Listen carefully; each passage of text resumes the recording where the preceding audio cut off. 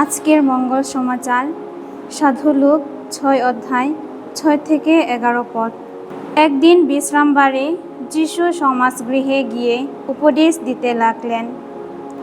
সেখানে একজন লোক ছিল, যার ডান হাত নুলো।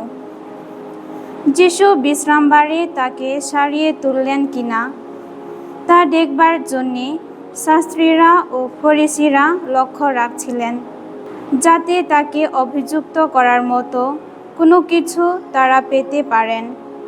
কিন্তু যিশু তাদের মনোভাব জানতেন, তাই নুলো লোকটিকে তিনি বললেন, ওঠো, সকলের সামনে এসে দাঁড়াও। লোকটি তখন উঠে এসে সেখানে দাঁড়ালো।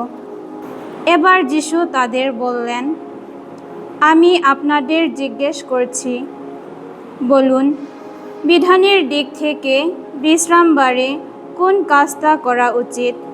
কারো উপকার করা না অপকার করা? কারো প্রাণ রক্ষা করা না বিনষ্ট করা? তিনি একবার চারিদিকে তাদের সকলেরই দিকে তাকিয়ে দেখলেন। তারপর সে লোকটিকে বললেন, হাত বাড়াও। সে তাই করল, আর তার হাতটিও তখন সুস্থ স্বাভাবিক হয়ে উঠল।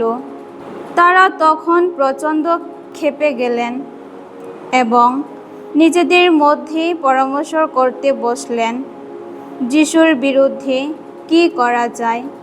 প্রভুর মঙ্গল সমাচার।